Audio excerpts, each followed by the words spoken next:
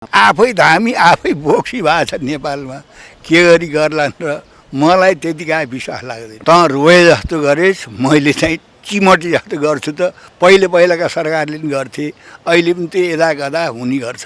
ललिता निवाससँग सम्बन्धित त्यो लोकेसनको सयौं रोपनी जग्गा हैन व्यक्तिका नाममा लगाएर गरिएको ठुलो रकमको भ्रष्टाचारको फाइल आजबाट खुलेको छ। म गृहमन्त्रीज्यूलाई विशेष धन्यवाद दिन चाहन्छु। भ्रष्टाचारीलाई कारबाही गर्नुपर्छ, भ्रष्टाचारका फाइल खोलिनुपर्छ भन्ने नेपाली जनताको माग हो। धन्यवाद।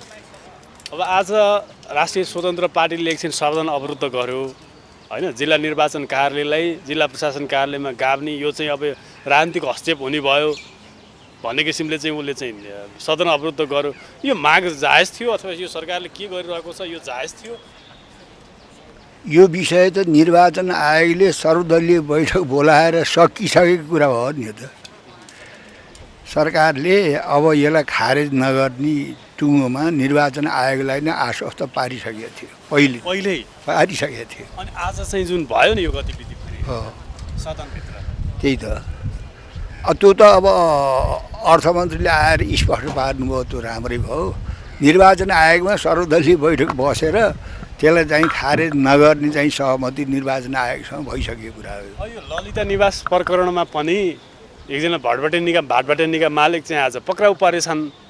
यो सरकारले चाहिँ एकपछि अर्को गर्दै भ्रष्टाचारका फाइलहरू खोल्दै गएको छ भनेर पनि चर्चा त छ कि साँच्चीकै त्यस्तै भएको हो त? पत्याउन्न नेपाली जनताले यसो अलिअलि गरे जस्तो देखाउने एउटा कुरा हो। आफै धामी आफै बोक्सी भएको छ नेपालमा, के गरी गर्लान् र मलाई त्यतिका विश्वास लाग्दैन। अब ललिता निवास प्रकरणको फाइल खुल्यो भन्ने त छ नि त आज? होइन, त्यो छन् त। त्यो खुल्न पर्छ भन्ने त नेपाली जनताको माग हो नि। भ्रष्टाचारीहरूलाई जोगाउन हुन्न, भ्रष्टाचारलाई निर्मूल गर्नुपर्छ। भ्रष्टाचारका कारणले नेपालको राष्ट्रिय अन्तर्राष्ट्रिय क्षेत्रमा बदनाम भएको छ। व्यवस्थाप्रति नै लोकतन्त्र गणतन्त्रमाथि यदि खतरा आएको छ भने त्यो चाहिँ मुलुकलाई सुशासन दिन नसकेको, भ्रष्टाचारीहरूले राज गरेको कारणले मुलुक अन्यल अवस्थामा पुगेको छ। जनताको अनास्था गणतन्त्रप्रति लोकतन्त्रप्रति पनि यही भ्रष्टाचारका कारणले पनि धेरै अनास्था पैदा भएको छ। भ्रष्टाचारीहरूलाई कारबाही गर्नुपर्छ भन्ने कुरा त विवादै भएन। यो नक्कली भुटानी शरणार्थी प्रकरणदेखि ललिता निवास प्रकरणसम्म मान्छेहरू धमाधम पक्राउ पर्दा कतै सरकार चाहिँ अब चाहिँ भ्रष्टाचारी नछोड्ने आइछ कि भन्ने भान त भएको छैन? भान त भइरहन्छ नि होइन, त्यो भान त भइरहन्छ। त रोए जस्तो गरेस्, मैले चाहिँ चिमटी जस्तो गर्छु त। पहिलाका सरकारले पनि गर्थे, अहिले पनि त्यो यदा गदा हुने गर्छ। त वास्तवमा साँच्चै भन्ने हो भने चाहिँ ठुला भ्रष्टाचार नेपालमा भइरहेका छन्। त्यो भ्रष्टाचार पनि राज्य सत्तामा बस्नेहरूबाटै बढी भएको छ। त्यस कारणले चाहिँ भ्रष्टाचारीलाई कारबाही गर्नुपर्छ, भ्रष्टाचारका फाइल खोलिनुपर्छ भन्ने नेपाली जनताको माग हो। हाम्रो पार्टीको पनि त्यही माग हो। अब संसदको प्रतिपक्षी दलको नेताले नेपाली कङ्ग्रेसको सभापति शेरबहादुर देउवालाई निशर्त रूपमा चाहिँ प्रधानमन्त्री हुन आग्रह गर्नुभयो भन्ने समाचार बाहिर सामाजिक वृत्त राजनीतिक वृत्तमा छायो कि अब शेरबहादुर देउवा प्रधानमन्त्री बन्ने अवस्था आएको फेरि? मलाई त्यसबारे यहाँ थाहा छैन। त्यो के भयो, उहाँहरू चाहिँ अब न्यारगार गुरगुर गर्नुहुन्छ। त्यो पनि देशका जनताका समस्यामा भन्दा पनि सत्ता र शक्तिको लागि न्यारगार गुरगुर गर्ने चलन छ। के भएको हो त्यो सबै कुरा मलाई थाहा छैन। किन त्यस्तो यस्तो परिस्थिति आइपर्यो चाहिँ केपी ओलीले जो चाहिँ शेरबहादुर देउवालाई प्रधानमन्त्री मान्नका लागि तयार हुनुभयो? मलाई थाहा छैन। उहाँहरूसँग नै सोध्नुपर्छ त्यस्तो कुरा त। मैले उहाँहरूका कुराको जवाफ दिने होइन नि, उहाँहरूले त्यस्ता कुरा जवाफ दिन्छ। सरकार ढल्छ पनि भन्छन्। खै मलाई त्यो पनि थाहा छैन। ढल्छ भन्ने पनि त्यही सत्ताभित्रका सत्ता पक्ष प्रतिपक्षका तन्नेरीहरूले गर्छन् भन्दा मैले नि बजारमा सुने हो। अब के हो भन्न सकिन्न। ढल्न नि सक्छ, नढल्न पनि सक्छ, भन्न सकिन्न। सरकारलाई विश्वासको मत दिएको एकजना सांसद त तपाईँ पनि हुनुभयो। अनि त्यो हुँदाखेरिमा चाहिँ मैले त लोकतन्त्र गणतन्त्रलाई चाहिँ अब जोगाउनु पर्छ भन्ने शर्तमा मात्रै हो। त्यसमा पनि समर्थन दिएकोमा राष्ट्रिय जनमोर्चालाई भट्टेसराप गर्ने पनि छन्। लोकतन्त्र गणतन्त्रको जोगाउनको लागि त्यस शर्तमा त्यति सत्रमा हो राष्ट्रिय जनमोर्चाले समर्थन दिएको, अरू कुनै राष्ट्रिय जनमोर्चाको स्वार्थ छैन। समय दिनुभयो, धन्यवाद। अवरुद्ध अब प्रतिपक्षी दलहरूले संसद अवरुद्ध गरेको देखियो, त्यसमा राष्ट्रिय स्वतन्त्र पार्टीले सबैभन्दा पहिला अब्जेक्सन जनायो, यो जिल्ला निर्वाचन कार्यालयलाई चाहिँ जे प्रकारमा गाभ्ने भन्ने विषयमा चाहिँ असहमति रह्यो। किन असहमति रह्यो? यसबाट त देशको लागि तमाम करोडौँ करोड खर्च हुने चाहिँ बच्छ भनेर सरकारले भनिरहेको थियो हिजो, के भइरहेछ आखिर बताउनुहोस् त। पहिलो कुरा यो बजेट वक्तव्य मार्फत केही अति आवश्यक कार्यालयहरू चाहिँ बन्द गर्ने, त्यसलाई बजेट नदिने, त्यस्ता कार्यालयहरू खारेज गर्ने अर्थमन्त्रीजीले प्रस्ताव ल्याउनुभयो। त्यसमध्ये हामीले मूलतः 3-4वटा कार्यालयहरूको बारेमा उठायौँ। पहिलो कुरा निर्वाचन कार्यालयका अफिसहरू जो जिल्ला जिल्लामा छन्, ती निर्वाचनको स्वच्छताका निम्ति, स्वतन्त्र निर्वाचनको निम्ति अति आवश्यक छन्। त्यसमा पनि अब हाम्रो देश आवधिक निर्वाचनको एउटा सेड्युलमा गइसक्यो। त्यसो हुँदा मतदाता नावली सङ्कलन गर्ने, त्यसलाई अद्यावधिक गर्ने, निर्वाचनको बेला कर्मचारी खटाउने, स्वतन्त्र निष्पक्ष निर्वाचन गर्ने ग्यारेन्टी गर्ने दायित्व निर्वाचन आयोगको, संवैधानिक आयोग हो। अब त्यो आयोगलाई ल्याएर सिडिओ कार्यालयको शाखा बनाएपछि त निर्वाचन कसरी स्वच्छ हुन्छ, कसरी स्वतन्त्र हुन्छ? सिडिओ कार्यालय भने त गृह मन्त्रालय अन्तर्गतको हुन्छ, त्यो त संवैधानिक अङ्ग त होइन, त्यो कुनै कानुनबाट त चल्दैन। निर्वाचन आयोगको त आफ्नो कानुन छ, आफ्नो संवैधानिक अधिकार छ उसको। त्यस हिसाबले निर्वाचनमाथि जसरी एउटा अङ्कुश लगाउने मनसायले यो आयो, त्यसलाई हामीले सुरुदेखि नै फिर्ता लिनुपर्छ भन्दै आएका हौँ। र आज पनि हामीले त्यसलाई कुराकानी उठायौँ, हाम्रो दलले पनि उठायौँ, राष्ट्रिय स्वतन्त्र पार्टीले उठाउनु भयो, अरू मान्यजीहरूले उठाउनु भयो, विगतमा सत्तारूढ गठबन्धनकै साथीहरूले पनि यो कुरा उठाउनु भएको थियो। तर सरकारले यसमा जवाफै दिएन, यति महत्त्वपूर्ण कुरामा जवाफै दिएन, अन्यलमा राख्यो। निर्वाचन आयोगको बैठकमा पनि यो विषयमा सहमति भएको राजनीतिक दलहरूको बिचमा। निर्वाचन आयोगका कार्यालय यथावत सञ्चालन गर्ने भनेर भनेको, तर निर्वाचन आयोगको निर्णय त हुँदैन। सरकारले बजेट वक्तव्यमा ल्याएको छ, खारेज गर्ने भने त यहीँबाट फिर्ता लिनु पऱ्यो नि त, संसदबाट फिर्ता नलिकन त त्यो हुँदैन।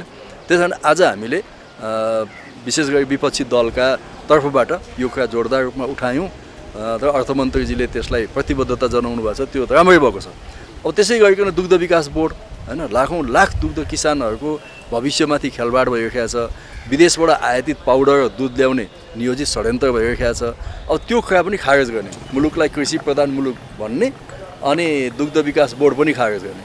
कपास विकास बोर्डको चाहिँ समितिको झन्डै 800 बिघाभन्दा बढी जमिन छ, र त्यो विगतमा पनि मैले सुनेको माओवादीका कतिपय लडाकुहरू त्यहाँ गएर कब्जा गरे, र मलाई लाग्छ अहिले पनि त्यो कब्जा गर्ने उद्देश्यले त्यसलाई खारेज गरेको। जन हामीले भन्यौँ यो कपास विकास समिति पनि खारेज गर्नु हुँदैन, दुग्ध विकास अफिस पनि खारेज गर्नु हुँदैन, बोर्ड पनि खारेज गर्नु हुँदैन, निर्वाचन कार्यालय पनि यथावत राख्नुपर्छ, तथ्याङ्क विभागको कार्यालय पनि यथावत राख्नुपर्छ भन्ने हाम्रो भनाइ हो। यो भ्रष्टाचारका विरुद्धमा सरकारले एकपछि अर्को एक्सन लिँदै गयो भनेर बाहिर चर्चा छ। अब यही बिचमा नक्कली भुटानी शरणार्थी प्रकरणमा नि तमाम व्यक्तिहरू चाहिँ तानिए र अहिले चाहिँ अब छानबिनकै प्रक्रियामा कति छन् भने कति चाहिँ पूर्वपक्षका लागि थुनामा पनि छन्। र यही अवस्थाको बिचमा ललिता निवास प्रकरणमा पनि अब त्यस्तै किसिमको अवस्था चाहिँ अहिले देख्न सकिन्छ, जसको ज्वलन्त उदाहरण भातबेटेनीका मालिक आज पक्राउ परेछन्। अब के भन्नुहुन्छ? ललिता निवास प्रकरणको छानबिन केपी शर्मा ओली प्रधानमन्त्री भएको बेलादेखि नै सुरु भएको हो त्यो फाइल, र ललिता निवास प्रकरणको छानबिन स्वतन्त्र निष्पक्ष ढङ्गले हुनुपर्छ भन्ने नेकपा एमालेको भनाइ छ। त्यसमा जो दोषी छन्, जसले अख्तियारको दुरुपयोग गरेका छन्, जसले सार्वजनिक सम्पत्तिको हिनामिना गरेका छन्, ती सबैमाथि कारबाही हुनुपर्छ। त्यसमा त फेरि कतिपय नेकपा एमाले सम्बद्ध नेताहरू पनि जोडिनु होला फेरि भोलिका? एमाले सम्बद्ध जोडिउन् कि बिमाले सम्बद्ध जोडिउन् कि काङ्ग्रेस जोडियोस् कि माओवादी जोडियोस् कि को नेता जोडिन्छ भन्नेसँग तपाईँलाई के सरकार भयो? छानबिन हुनु पऱ्यो नि, मुख्य कुरा होइन। कोसँग को जोडिन्छ भन्नेसँग के सम्बन्धित छ त्यो छानबिन हुनु पऱ्यो, छानबिनको आधारमा कारबाही गर्नु पऱ्यो। ललिता निवासमा बारम्बार जोडिएको नाम भनेको हाम्रो माननीय विष्णु पौडेलजीको, जसरी टोप रायमाझीलाई चाहिँ एमाले नाम जोडिएर अललबाट नाम लेखिराख्दाखेरि कारबाही भयो, तर विष्णु पौडेललाई चाहिँ एमाले कारबाहीको दायरामा ल्याउँछ या ल्याउँदैन, के निर्णय गर्छ भनेर आम जनता पर्खिरहेछ नि त। पहिलो कुरा त उहाँलाई अनुसन्धानको दायरामा ल्याउँछ कि ल्याउँदैन भन्ने कुरा हो होइन। अनुसन्धानको दायरामा ल्याएर कुनै पनि नेकपा एमाले माथि, नेकपा एमालेको नेतामाथि त्यहाँ उसले गडबडी गरेको छ भन्ने कुरा आयो भने नेकपा एमाले आफ्नो पार्टीमा राखिरहन्छ त?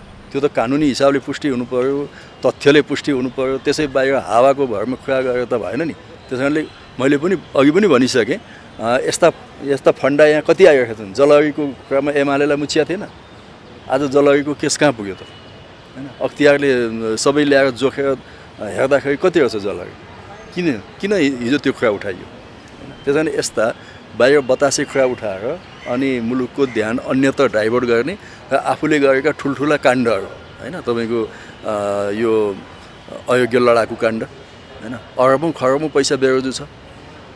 महालेखा परीक्षाको प्रतिवेदनले त्यही भन्छ, अख्तियारले फाइलमा त्यही भनिराखेको छ। त्यो छानबिन हुनु पऱ्यो नि होइन। त्यसमा त प्रधानमन्त्रीजी नै परिहाल्नुहुन्छ, माओवादीका नेताहरू पर्छन् र यहाँ संसदीय छानबिन समिति बनाऊ जलहरीमा भन्नुभएको छ, ठिक छ होइन। अब मैले अघि पनि एक ठाउँ भनेको थिएँ, जलहरीमा चाहिँ कसको पालामा गएको भन्दा विद्या भण्डारी राष्ट्रपति, केपी ओली प्रधानमन्त्रीको पालामा, फलानु मन्त्रीको पालामा गएको भनेर एउटा ताम्रपत्र राखेको छ। ताम्रपत्र त यो भवनमा पनि छ, संसद भवनमा। यो भवन कसले उद्घाटन गरेको, राजा वीरेन्द्रले उद्घाटन गरेको भन्ने यहाँ लेखेको छ क्या। अब हाम्रा मान्यहरू यो भवन भत्काउन जानुहुन्छ कि? ताम्रपत्र त यहाँ पनि छ। प्रचण्डजीले कतिवटा पुल भवन उद्घाटन गर्नुभएको छ, प्रचण्डजीले उद्घाटन गरेको ताम्रपत्र त्यहाँ छ। माओवादी साथीहरू त्यो भत्काउन जान्छन् कि? शेरबहादुर देउवाजीले उद्घाटन गरेको भनेर कति पुल, सार्वजनिक भवन, स्कुल होलान्, कलेज होलान्, काङ्ग्रेसको साथीहरू त्यो भत्काउन जानुहुन्छ कि? त्यसकारण यसमा मेरो भनाइ के छ भने, यदि छानबिन समिति संसदीय छानबिनै गर्नुपर्ने भएछ भने नि गरौँला। तर त्यसमा मेरो एउटा निवेदन काङ्ग्रेस र माओवादी साथीहरूलाई के छ भने, अब संसदीय छानबिन समिति भनेर यहाँ 2-4 सांसदहरूलाई त राखेर छानबिन नगरौँ। यो राष्ट्रपति जोडिएको, प्रधानमन्त्री जोडिएको केस उहाँहरूले भन्नुभएको छ, पूर्व प्रधानमन्त्री र राष्ट्रपतिलाई। अब राष्ट्रपति पनि संसदको अङ्ग हुन्छ, प्रधानमन्त्री पनि संसदको अङ्ग हुन्छ। त्यहाँ राष्ट्रपति र प्रधानमन्त्री जस्तो संवेदनशील ठाउँलाई छानबिन गर्नको निम्ति अहिलेका राष्ट्रपतिलाई संयोजक बनाएर प्रधानमन्त्री सदस्य अनि संस्कृति मन्त्री सदस्य राखेर 3 सदस्य संसदीय छानबिन समिति बनाऊँ। अब त्यसले पनि छानबिन राम्रो गरेन भने आफ्ना गोरिल्ला ल्याएर छानबिन गर्ने।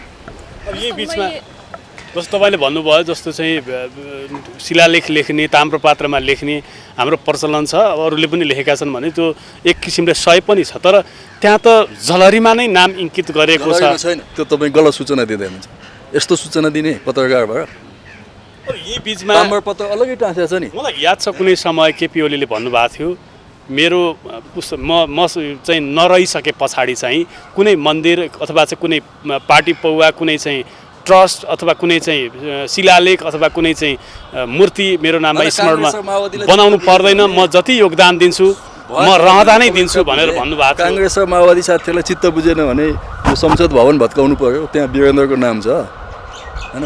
उहाँहरू त हिजो त शालिग त भत्काएकै हो, पशुपति पनि भत्काउने भने जानु पऱ्यो नि त भत्काउन। केपी ओलीको त्यहाँ नाम छ, विद्या भण्डारीको नाम छ होइन। ताम्रपत्र हुँदैन त्यो। अनि तपाईँहरूले पनि गलत सूचना दिने, कहाँ ताम्रपत्र राखिएको छ, कहाँ जलहरी राखिएको छ, कहाँ पेटिका राखिएको छ भने हेर्नु परेन पत्रकारले।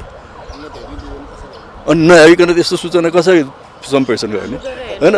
सूचना त फ्याक्ट दिनु पऱ्यो नि, त्यसै हावाको नाम त लेखिएकै हो नि आखिर चाहिँ। अनि ताम्रपत्रमा लेख्दैन, भवन उद्घाटन गरेको ताम्रपत्रमा लेख्दैन। सुनमा लेखिएको होला, पितलमा लेखिएको होला, ताम्रपत्र भनेको चाहिँ ताम्रपत्र नि। अनि नाम लेख्दा के फरक पर्यो त? फलानुले उद्घाटन गर्नुभयो भन्ने कुरा चाहिँ राख्दा के फरक पर्यो? त्यो राखेको छैन। शौचालय उद्घाटन गरेको त यहाँ ताम्रपत्र टाँसिन्छ, यो त जलहरी गरेको सामान्य कुरा हो त्यो। त्यस कारण चित्त बुझेन भने मैले भनिहालेँ, राष्ट्रपति रामचन्द्र पौडेलको संयोजकत्वमा एउटा छानबिन समिति बनाउने, त्यसले पनि पुगेन भने माओवादी लडाकु ल्याएर गोरिल्ला ल्याएर छानबिन गर्ने। नमस्कार, नमस्ते, धन्यवाद। अब आज सदन अवरुद्ध गर्नुभयो तपाईँहरूले एकछिन होइन, जुन विषयमा गर्नुभयो, जस्तो जिल्ला निर्वाचन कार्यालय चाहिँ जिब्रेकामा गाभियो भन्ने विषयमा असन्तुष्टि प्रकट गर्नुभयो, लोकतन्त्र धरापमा पर्ने भयो, लोकतन्त्र कमजोर हुने भयो भन्नुभयो। यति भनिरहँदा सरकार र निर्वाचन कार्यालय बिच वार्ता भइसकेको र यो विषय चाहिँ टुङ्गिसकेको भन्ने विषय चाहिँ के हो? तपाईँहरूले थाहा नपाएको कि के हो वास्तवमा?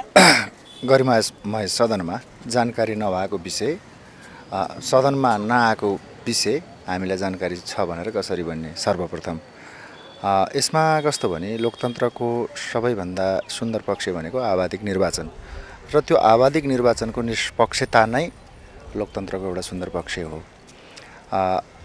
अनि खर्च घटाउने भनेर अब सरकारलाई वित्तीय भार पर्छ भन्ने आधारमा अरू खर्च कटौतीका अरू धेरै ठाउँहरू छन्, भ्रष्टाचार र चुहावट नियन्त्रणका धेरै ठाउँ छन्। ती ठाउँहरूमा ध्यान नदिकन निर्वाचन आयोगको जिल्ला संरचनामा चाहिँ खारेजी भन्दा त यो त लोकतन्त्र हामी बल्ल लोकतन्त्रको उन्नत अभ्यासमै छैनौँ भनेर त हामीलाई के बुझ्यौँ भने हामीले जनताका मुद्दा सदनमा उठाएका छौँ, भुइँमान्छेका मुद्दा सदनमा उठाएका छौँ। हामी यसपटक चौथो दलको रूपमा स्थापित भइरहँदा 84 सालको तनाव चाहिँ गठबन्धनलाई लाग्यो कि भन्ने नै हाम्रो बुझाइ हो। जनआधारहरू हाम्रा पक्षमा बनिरहँदा, देशभरि 84 को चुनावको लागि हाम्रा पक्षमा माहौलहरू बनिरहँदा यो गठबन्धन निर्वाचन आयोग नै खारेज गर्न लाग्यो कि भन्ने हो। यस कारण अवरुद्ध भएको थियो र अवरुद्ध भयो। अवरुद्ध पश्चात अर्थमन्त्री आएर संरचना कुनै फेरबदल हुँदैन भनेर अर्थमन्त्रीले भन्नुभयो। अब निर्वाचन आयोगको कुनै पनि जिल्ला तहका संरचनाहरू सिडिओ कार्यालयमा गाभिँदैनन्। अब यही बिचमा तपाईँहरूको प्रमुख प्रायोरिटीमा भ्रष्टाचार, त्यो चाहे साना माछा होस्, चाहे ठुला माछा होस्, चाहे त्यो पुरानो होस्, पुरानो चाहिँ 47 साल यताका चाहिँ सबै चाहिँ भ्रष्टाचारका काण्डहरू चाहिँ छानबिन हुनुपर्छ, दोषीलाई कडकडामा उभ्याउनुपर्छ भन्ने तपाईँहरूको प्रमुख एजेन्डा थियो। अहिले हेर्नुहोस् त, अब अहिले ललिता निवासमा पनि एकजना भाटबटेनीका मालिक पक्राउ पर्नु भएछ। सरकारले भ्रष्टाचारका विरुद्धमा क्रमागत ढङ्गबाट अब एक्सन लिइरहेको छ प्रकारान्तरले भनेर व्याख्या र विश्लेषण भइरहेको छ। तपाईँहरूले के देखिरहनु भएको छ? यसमा गृहमन्त्रीज्यूले जुन सक्रियता देखाउनु भएको छ, म उहाँलाई हार्दिक धन्यवाद भन्न चाहन्छु, सम्मान व्यक्त गर्न चाहन्छु। गृहमन्त्रीज्यूले अस्ति सदनमा पनि आएर हाम्रो पार्टीको तर्फबाट पार्टी सभापति 32 दिन गृहमन्त्री हुँदाखेरि थाल्नु भएको कामहरूको चर्चा पनि सदनमा गर्नुभयो। हामीले एउटा सुसंस्कृत राजनीति अभ्यास गर्नुपर्ने छ। त्यो भनेको राम्रो काम गरिराखेका कुनै पनि दलका नेता मन्त्रीहरूले गरेका कामलाई राम्रो भन्न सक्नुपर्छ। पछिल्लो कालखण्डमा गृहमन्त्रीज्यूले राम्रो कामको थालनी सुरु भयो प्रकरणमा जुन होइन, त्यसमा अलिकति त्यहाँ अझै लहरो तान्दा पहरो गर्जिन्छ भन्दा लहराहरू मात्रै तान्नेका छन्, अरू धेरै पहराहरू थिए त्यहाँ। तिनीहरूलाई थुप्रै छुटेका छन्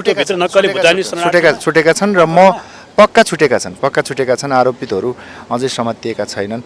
यसमा गृहमन्त्रीज्यूले पक्का फेरि यसलाई अरू लहरो मात्रै तान्नु भएको छ, पहरो पनि थर्काउन उहाँ सक्षम बन्नु होला, म शुभकामना दिन्छु।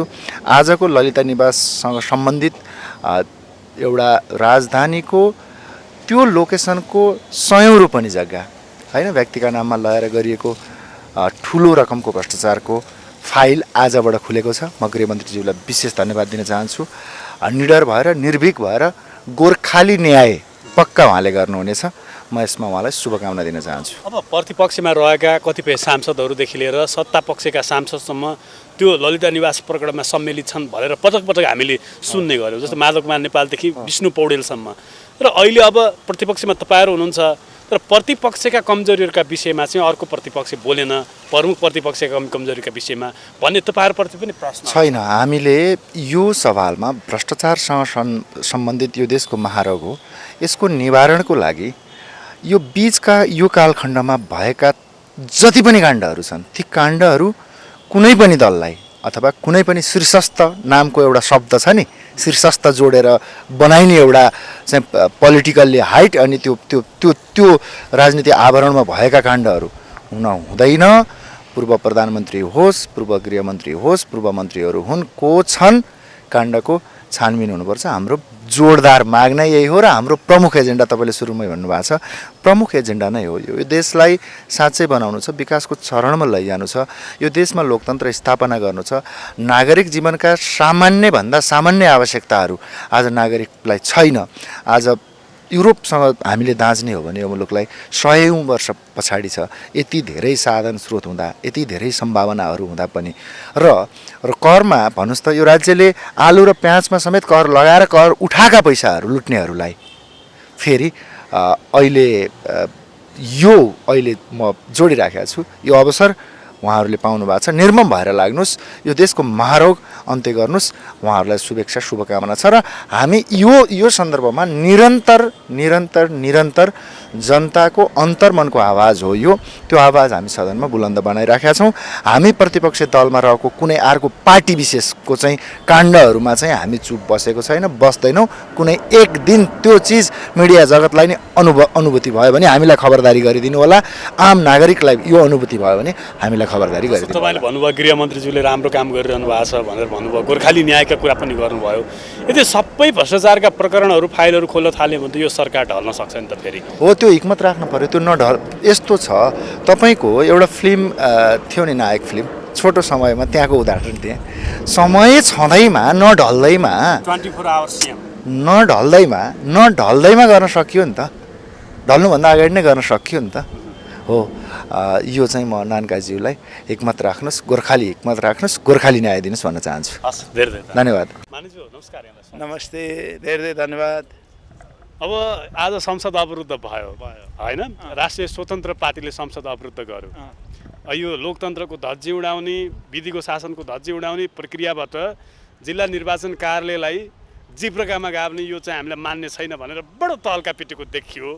यसमा चाहिँ तपाईँहरूको स्पष्टीकरण त्यति चित्तबुद्ध पनि भएन भनेका छन्, तीव्र असन्तोष छ, के भइरहेछ बताउनुहोस् त। उहाँहरूले नै स्पष्टीकरण दिँदाखेरि, अर्थमन्त्रीले बोल्दाखेरि यो निर्वाचन निष्पक्ष, धाँधली रहित र यो निर्वाचन आयोग राख्नका लागि नेपाली काङ्ग्रेसको महत्त्वपूर्ण योगदान छ। धेरै साथीहरूले सादत प्राप्त गर्नुभएको छ। हाम्रो पार्टी मात्र यस्तो पार्टी हो जुन पार्टीले निष्पक्ष, स्वतन्त्र र धाँधली रहित निर्वाचन गर्न सबभन्दा बढी पहल गरेको छ।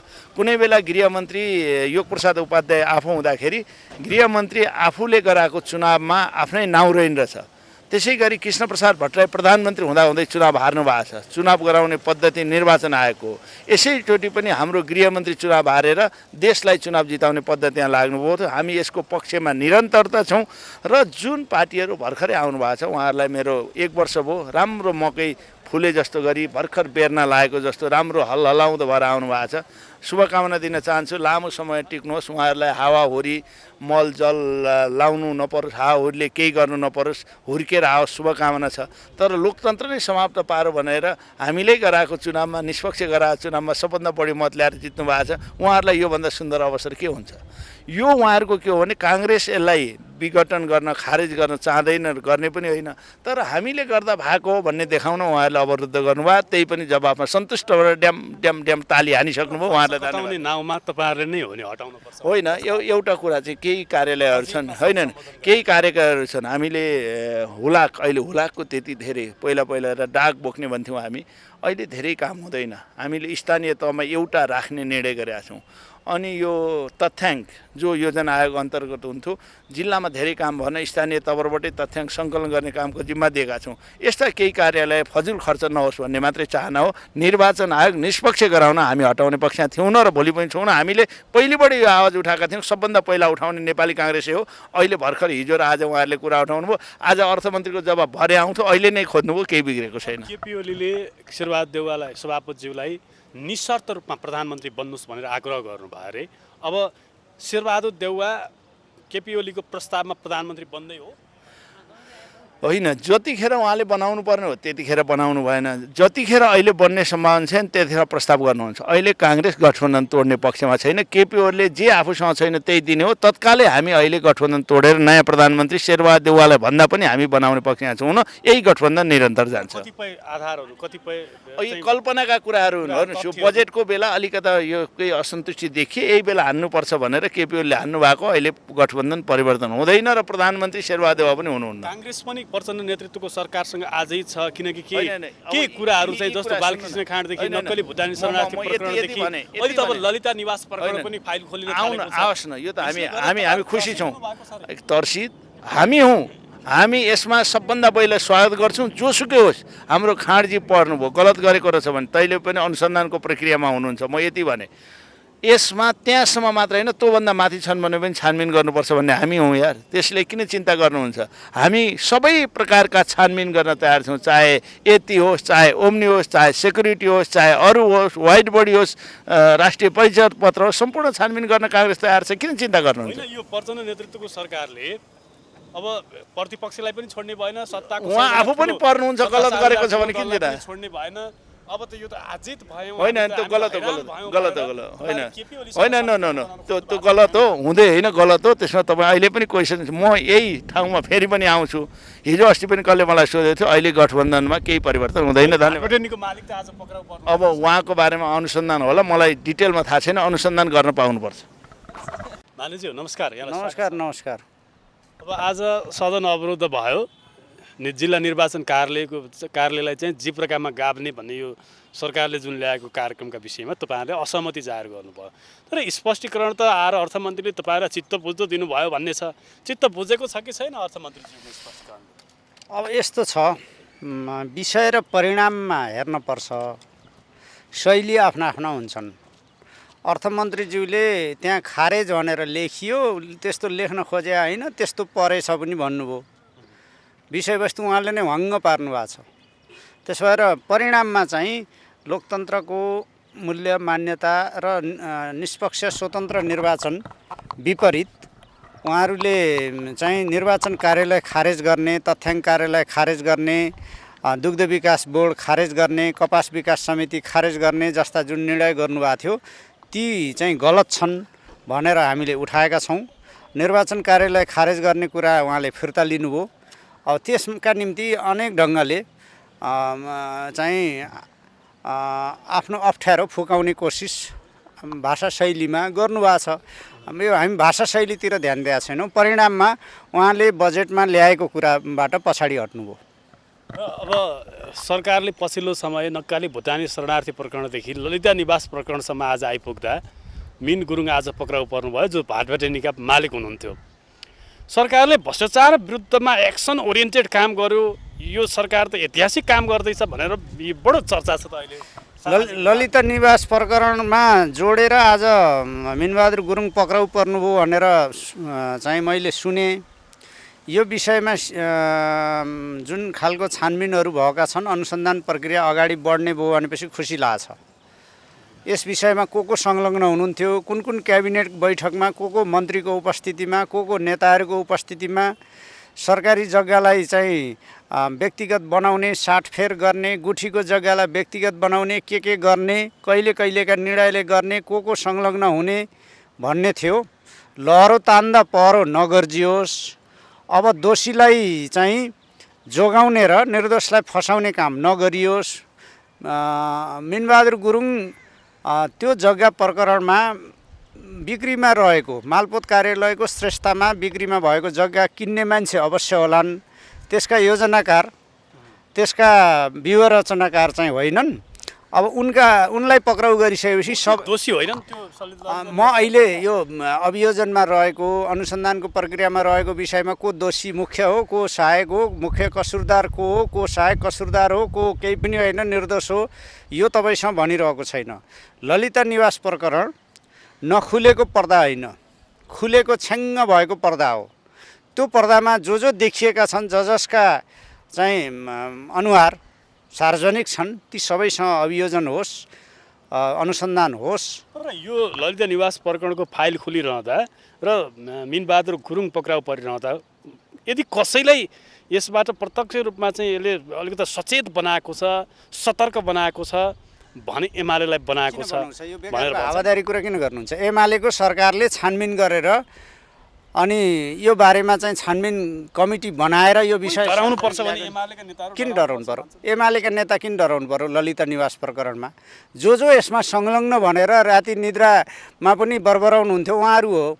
विष्णु पौडेल लगायतका नामको त पहिलेदेखि जोडिँदै आएको हो नि। विष्णु पौडेलको बारेमा पनि छ भने अब अनुसन्धानको प्रक्रियामा सोधियोस्, त्यतिखेर पनि सोधेर छानबिन गरेर उहाँले चाहिँ फिर्तासम्म गर्नुभयो भन्ने कुरा आएका हुन्। अनि मालपोत कार्यालयमा बिक्रीमा भएको जग्गा किनेको पछि त्यसमा कैफियत देखिएपछि उहाँले फिर्ता गर्नुभयो त के गल्ती गर्नुभयो? कोले क्याबिनेटमा हुँदा, प्रधानमन्त्री हुँदा, के हुँदा कस्ता निर्णय गर्नुभएको थियो त्यो त प्रतिवेदन छ त। ललिता निवास प्रकरणसँग सम्बन्धित प्रतिवेदन छ। त्यो प्रतिवेदन अनुसार छानबिन गरेर मुद्दा चलाइयोस्, पक्राउ गरियोस्, गिरफ्तार गरियोस्, यही त हो गर्न। नेपालका ठुला घोटालाहरूमा त्यो ललिता निवास होस्, चाहे त्यो वाइड बडी होस्, त्यो यावत घोटालाहरूमा विशेष गरी ठुला राजनीतिक दल र त्यसमा पनि एमालेको हिजोको नेतृत्व चाहिँ संलग्न छ, एमालेका हिजोका मन्त्रीहरू संलग्न छन् भनेर त पटक पटक चर्चा उठेकै हो। अब यसमा पनि तपाईँहरूको नेताहरूको संलग्नता छ कि भन्ने कुरा यस्तो प्रश्न चाहिँ बनी बनाऊ रेडिमेड प्रश्न चाहिँ सोध्नु भनेर भनिएको हुन्छ कि तपाईँहरूलाई?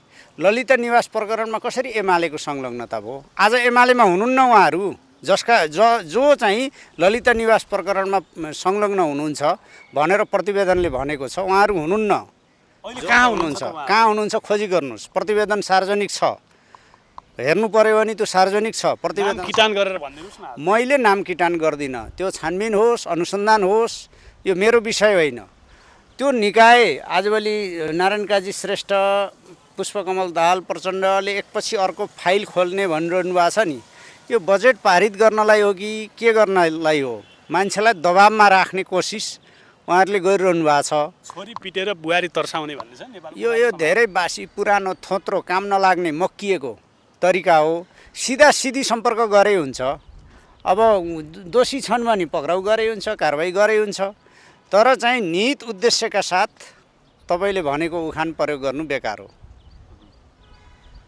त्यसो भए तपाईँहरू यसबाट विचलित हुनु भएको छैन? हामीलाई विचलित हुनुपर्ने विषय छैन। हामी त यावत विषयमा खोइ पुष्पकमल दाहालले चाहिँ के फिल्म देखाउँछु भन्नुहुन्थ्यो, उहाँको फिल्म चलेन के, ट्रेलर मात्र यो फिल्म आउनु, त्यही त देखाउँछु भन्नुहुन्थ्यो। फिल्म चाहिँ उहाँ गएर इन्दिरा गान्धी एयरपोर्टमा एउटा फिल्मको डान्स चाहिँ हामीले हेरेको होइन। त्यो डान्स बाहेक उहाँले केही देखाउनु भएन। त्यसो भएर मैले भन्नु तपाईँहरूले फिल्म देख्न पाउनु भयो, उहाँले त्यो देखाउने हिम्मतै गर्नु भएन। हिम्मत गर्नुहोस्, बोलेको कुरा पुरा गर्नुहोस् भन्ने हो हामीले भनिरहेछौँ। र अब यही सिलसिलामा तपाईँहरू चाहिँ अब भ्रष्टाचारका फाइलहरू खोलेपछि काङ्ग्रेस र एमाले आत्तिएका छन्, एक दुईवटा मिलेर सरकार बनाउन चाहन्छन् र एमाले त निशर्त रूपमा सभापति काङ्ग्रेस सभापति देउवालाई प्रधानमन्त्री बन्नुहोस् भनेर आग्रह पनि गरिसक्यो भने तपाईँले कतिपय पानी अनलाइनमा आएका कुराहरूका आधारमा यो प्रश्न सोध्नु भएको छ। तथ्यका आधारमा सोध्नुहोस्। हाम्रा संस्थागत निर्णय प्रक्रियाहरूले तपाईँलाई सोध्दैछु कि तपाईँलाई आग्रह व्यक्तिगत रूपमा म तपाईँलाई भन्छु, यो धेरै मुसाको शासनभन्दा दुईटा पार्टी मिलेर चाहिँ अगाडि बढ्दा ठिक हुन्छ भन्ने मान्यता म राख्छु। म सुरुदेखिको मङ्सिर 4 को निर्वाचन पछिदेखि नै यो भन्दै आएको छु। तर अहिले सशर्त निशर्त यी कुनै चिजहरू तपाईँले भने जस्तो यी फुल फक्रिरहेका छैनन्। यी फुल कोपिलामै छन्। कोपिलामै भएका कोपिलालाई फुल भन्दै चाहिँ भ्रम नपर्नुहोस् न। अहिले अब नेकपा बनाउने कुरा पनि छन् अर्कोतिर। अब केपी ओलीलाई प्रधानमन्त्री बनाउने र नेकपा बिउताएर त्यसपछि अध्यक्ष प्रचण्डलाई चाहिँ अध्यक्ष बनाउने, पार्टीको नेतृत्व बनाउने भन्ने कुरा छन्। यसमा तपाईँहरू आकाश खसे के हुन्छ भनेर प्रश्न नसोध्नु न। पुष्पकमल दाहाल प्रचण्डको पेरिस डाँडाबाट नेकपाबाट निष्कासित केन्द्रीय सदस्य म पनि हुँ। त्यस हैसियतमा पनि म तपाईँलाई भन्दछु त्यो आकाश खसे पनि असम्भव कुरा हो। तपाईँहरू त साधारण सदस्यबाट पनि उहाँले गरेको कोसिस थियो। त्यो उहाँको शासन हामीले भोगेको हो नि त। त्यसो भएको हुनाले यस्ता हावादारी बेतुक्का वाहियात पुष्पकमल दाहालको दिमागका तरङ्गहरूका आधारमा हामीले चाहिँ धारणा बनाएर दृष्टिकोण बनाएर मुभ गर्दैनौँ के। अब फेरि कुनै दिन बालकोट जानुभयो र अर्को बारदलीबाट हात लाउनु त बाँकी नै छ नि। त्यो पनि सकिसक्यो। त्यो एउटा मात्रै बारदली पो सक्यो, अर्को बारदली त्यो च्याप्टर पनि सकियो। त्यो च्याप्टर पनि सकियो। बन्दागोपीको त्यो पत्र पनि खोलिसक्यो। पार लाग्दैन। त्यो बन्दागोपीको पत्र पनि खोलिसक्यो। भित्र अर्को पत्र देखिसक्यो। त्यसो भएर तपाईँले पुराना कुरा मात्रै नगर्नुहोस् कि नयाँ कुरा गर्नुहोस् न। नयाँ कुरा पुष्पकमल दाहालको सरकार सङ्कटमा छ, सङ्कटमा पर्दैछ। आज बजेट संशोधन भइसक्यो। बजेट वक्तव्यमा आएको अनुसूचीको 10 नम्बरको बुँदा निर्वाचन कार्यालय खारेजको विषय त उहाँले फिर्ता लिनुभयो। त्यो त संशोधन हो। बजेट संशोधन संसदीय लोकतन्त्रको चाहिँ अभ्यास विपरीतको कुरा। प्रतिपक्षले आखिर सरकारलाई घुँडा टेकाएर छोड्यो होइन? टेक्यो घुँडा टेक्यो। सही कुरो हो। तपाईँहरू लागेर पुगेकोसम्म गर्नुभयो होइन। प्रतिपक्षले सबैले कोसिस गरे हौँ। यसमा सत्ता पक्ष पनि एकै ठाउँमा हुनुहुन्थ्यो। तपाईँले रमेश लेखकजीको सत्ता पक्षका नेपाली कङ्ग्रेसका प्रमुख सचेतकको मन्तव्य सुन्नु भएन? उहाँ पनि हामीसँगै हुनुहुन्थ्यो। धन्यवाद मित्र यहाँहरूलाई। अब जिनिकालाई जिप्रकामा गाभ्ने जुन यो नीति तथा कार्यक्रम अथवा बजेटले जसरी चाहिँ सम्बोधन गर्यो, यसमा तपाईँहरूले व्यापक असहमति जाहेर गर्नुभयो। किन गर्नुभयो? प्रश्नको सुरुवात यहाँबाट। हुन त संवैधानिक निकायको व्यवस्थापकीय कार्य गर्ने क्षेत्र हो जिल्ला निर्वाचन कार्यालयहरू। तर संवैधानिक निकाय निर्वाचन आयोग आफैमा संवैधानिक निकाय र त्यसको व्यवस्थापकीय कार्य गर्ने छुट्टै कार्यालय स्थापना भइसकेको र त्यसले सहज रूपमा काम गरिरहेको अवस्थामा लोकतन्त्रलाई व्यवस्थित गराउने र चुनावलाई भयरहित र सरल रूपमा सम्पादन गर्नको लागि अहिलेसम्म जुन भूमिका खेलिरहेको छ यो सराहनीय छ। तर फेरि यसलाई त्यहाँबाट निकालेर गृह मन्त्रालय अन्तर्गत सिडिओ कार्यालयको मातहतमा लगेर राख्दै गर्दाखेरि निर्वाचनको निष्पक्षतामै निर्वाचनको तयारीको निष्पक्षतामा पनि सवाल उठेको हुँदाखेरि र यस्तो विशेष परिस्थितिमा कस्तो खालको असर आएको हुँदाखेरि यसलाई चाहिँ हामीले सशक्त रूपमा आवाज उठाएका हौँ। निर्वाचन आयोगका स्वाभाविक रूपमा जसले सरकार चलाउँछ, जसले गृह मन्त्रालय हाँकिरहेको हुन्छ, गृह मन्त्रालय अन्तर्गत र उसका माथाका कार्यालयहरूमा यो कार्य हुँदै गर्दाखेरि त्यहाँ प्रभाव स्वाभाविक रूपमा पर्छ भन्ने कुरा त बुझाइ हो नि त। र राजनीतिक प्रभाव पर्छ नै र यो नियत पनि त्यसै गरी ल्याइएको छ। र नम्बरको हिसाबले बजेट कटौती गराउने जुन कुरा राखियो, खर्च कटौतीको कुरा राखियो, खर्च कटौतीको हिसाबले पनि स्वाभाविक रूपमा झन्डै टोटल खर्च 30 करोडको खर्च र यो यसरी घटाउँदै गर्दाखेरि जम्मा 15 करोड जति मात्र खर्च बचत हुने कुरा गरिराख्दै गर्दाखेरि हामीले त भनेका छौँ त सांसद विकास कोष किन ल्याउनु पर्यो त। अनि एउटा सांसदलाई 5 करोड मागिराखेको छ र अनि संवैधानिक निकायको व्यवस्थापकीय कार्यालयहरू व्यवस्थापनमा जम्मा 10 करोड मात्र बचत हुन्छ भने यो खर्च कटौती भन्दा पनि नियत फरक भएको कारणले गर्दा फरक नियतले यो ल्याइएको कारणले गर्दाखेरि र स्थापित राजनीतिक दलहरू आफैमा एक किसिमको विचलन आइसकेको, एक किसिमको डर पैदा भइसकेको हुँदाखेरि र विशेष गरी गृह मन्त्रालय मातहतको लगेर यसलाई केही गर्न सकिन्छ कि भन्ने मोटिभले यो आएको हुँदाखेरि हाम्रो सशक्त विरोध हो। यो सरकारको स्वार्थ हो, यो चाहिँ काहीँ न काहीँ कतै न कतै स्वार्थै हो, स्वार्थसँग जोडिएको। सदन अवरुद्ध गर्नुभयो, यही विषय थियो होइन तपाईँहरूले? हामीले देवानमै यो उठाएको विषय थियो र सम्बोधन गर्ने भन्ने कुरालाई चाहिँ आलटाल गरिएको थियो। त्यसकारण अब त अन्तमा आइसकेका छौँ हामी र यसको निर्णय नहुँदै गर्दाखेरि भोलि जुन स्वार्थबाट छिराइएको थियो त्यही स्वार्थ अनुसार यसलाई लागू गर्ने अवस्था सिर्जना हुनु त दिनु भएन नि त। यो सरकारले यो फिर्ता नलिँदासम्म तपाईँहरूले सदन अवरुद्ध गर्ने हो अथवा चाहिँ जवाफ नपाउँदासम्म के हो? त्यो त अवरुद्ध गरिसक्यौँ त हामीले, अवरुद्ध गरिसकेको अवस्था हो। तर यसो भन्दै गर्दाखेरि यसलाई लगभग सहमतिमा टुङ्गिसकेको छ अहिले र फिर्ता लिने भन्ने कुरामा सहमति गरेर सदन सुरु हुन लागिसकेको अवस्था छ र स्थापित भइसक्यो। अब यो 5 करोड रुपियाँ प्रति सांसद दिने भन्ने कुरा चाहिँ तपाईँहरूले असहमति चाहिँ प्रकट गर्नुभयो, तर कुनै पनि सांसदले हामीले 5 करोड लिँदैनौँ भन्न त सक्नु भएन नि, किन? यसलाई यसो गरिएको छ अहिले यतिखेरको सुरुवाती कुरा चाहिँ के हो भने यसलाई खारेजी गर्नुपर्छ र कुनै सांसदले लिने कुनै सांसदले नलिने भन्ने कुरामा अहिले त्यसरी जानुभन्दा पनि होल प्रक्रिया नै यो गलत प्रक्रिया हो र विकास निर्माणका सबै अवयवहरू स्थानीय सरकारबाट सञ्चालन गर्नुपर्छ, न कि सांसदलाई विकास निर्माणको लागि बजेट बोकाएर पठाउनु हुँदैन। यो नै व्यतिथिको सबैभन्दा ठुलो जड हो, त्यहाँबाट चाहिँ व्यतिथि भएको हो भन्ने कुरा हामी सबैको बुझाइ भएको हुँदा र व्यतिथि सबैभन्दा धेरै भ्रष्टाचार सबैभन्दा धेरै त्यहाँबाट भएको हुँदा, भोटको राजनीति त्यहाँ भएको हुँदाखेरि र विशेष गरी दूषित भोटको राजनीति त्यहाँ भएको हुँदाखेरि यो प्रक्रियाबाट संसदलाई बजेट बोकाएर पठाउनु हुँदैन भनेर यो खारिज गर्नुपर्छ भनेर हामीले आवाज उठाएका हौँ। अब त्यो प्रक्रिया त हामीसँग बहुमत छैन, तर यो हाम्रो सशक्त आवाज हो।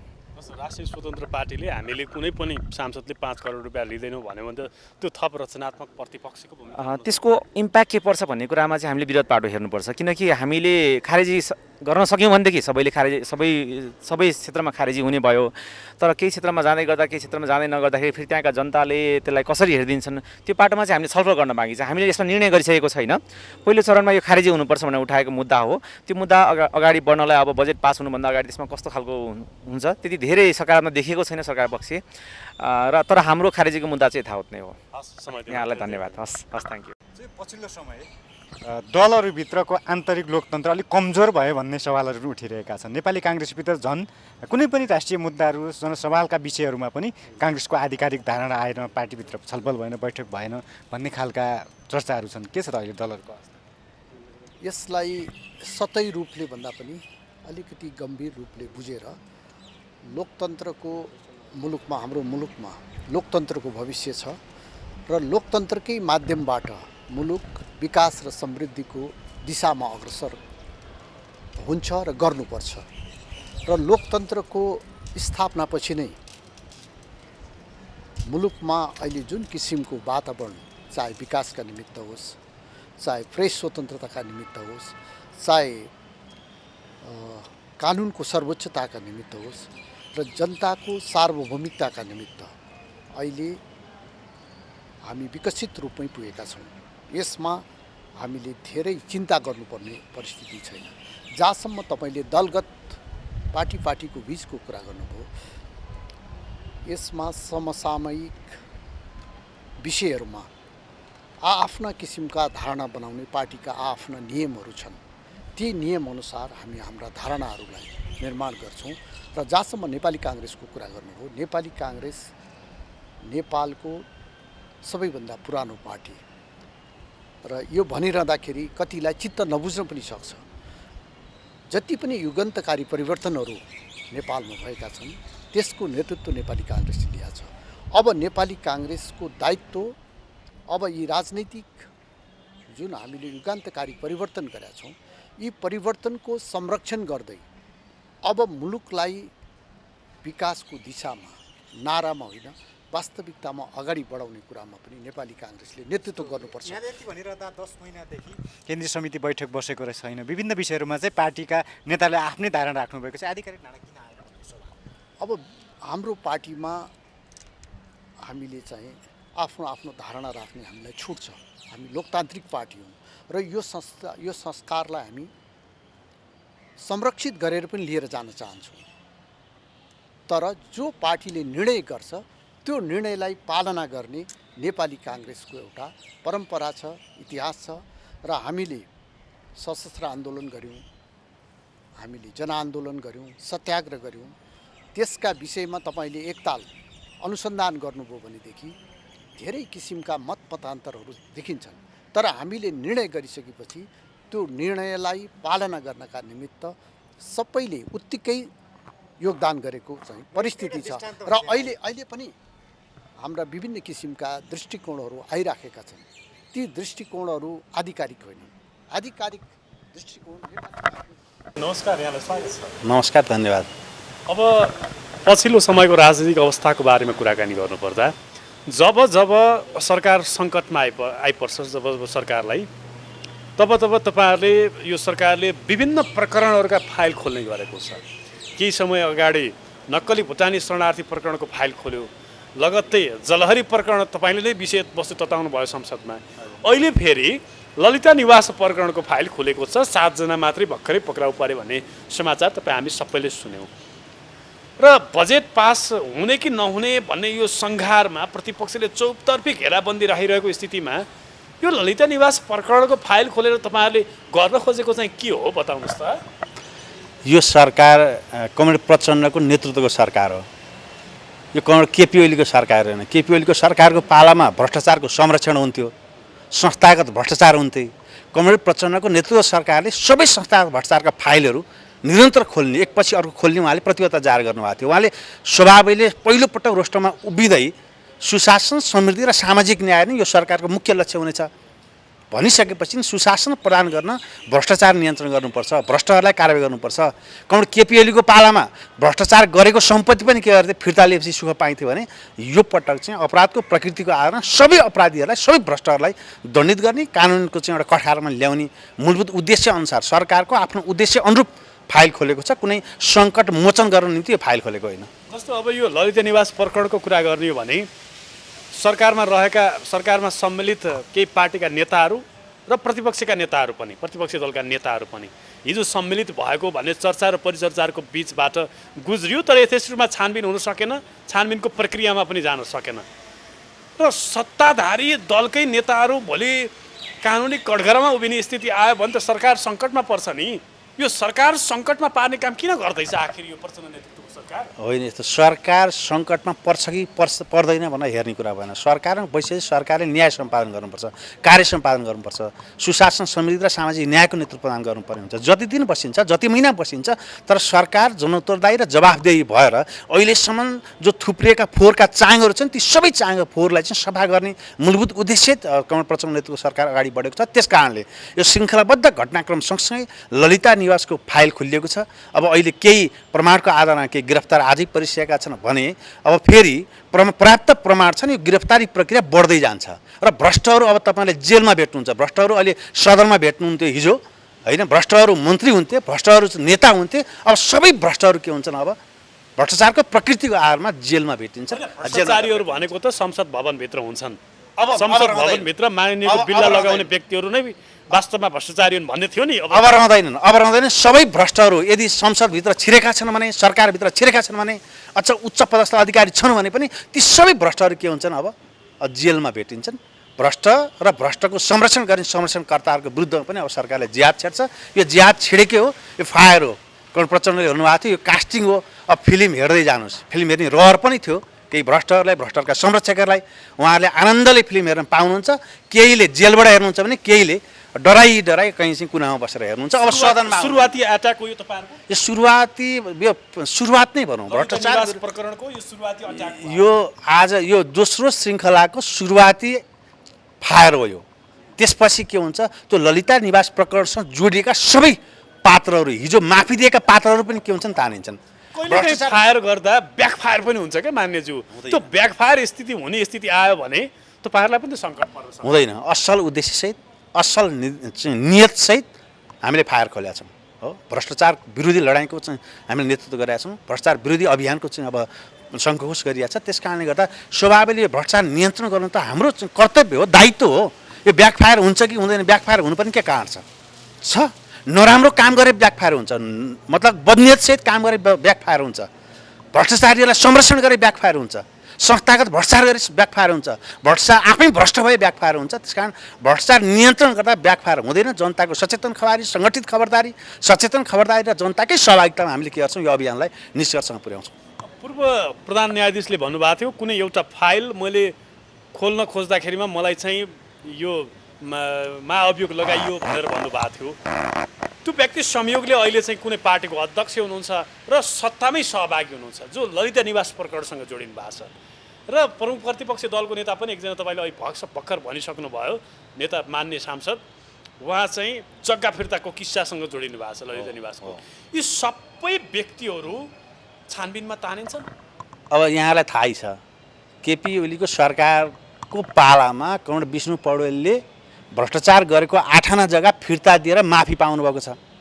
उहाँको पालामा माफी दियो भने अब अहिलेको सरकारले के छ, माफी दिन सक्दैन। भ्रष्टहरूलाई माफी दिने, चोरी गर्ने, चोरी गरेर पत्ता लगाइसकेपछि चोरी गरेर सम्पत्ति फिर्ता गरेर त पाइँदैन हो। त्यस्तो हाम्रो कानुनी व्यवस्थाले चाहिँ चिन्दैन।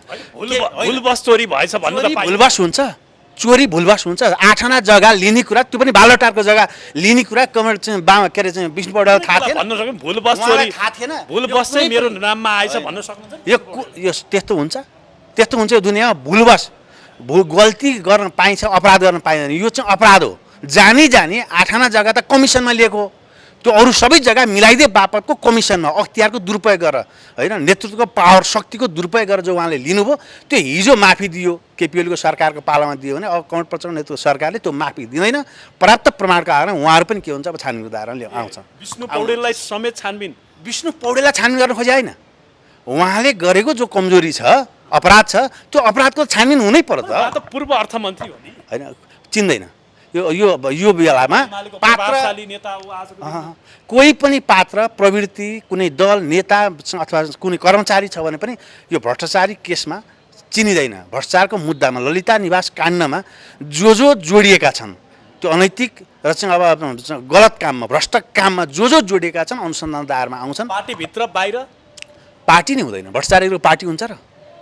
भित्र न बाहिर जो भ्रष्ट छ त्यो सांसद पनि भएन, त्यो नेता पनि भएन। यस्तै विस्फोटक तवरबाट जानुभयो भने त भोलि तपाईँहरूको सरकार ढल्छ नि त। सरकार ढल्नु, अन्य सम्मिलित दलहरूले, अन्य यो संसदमा भएका दलहरूले सरकार बनायो भने अनि तपाईँहरू बाहिर बसेर हेर्नुपर्छ।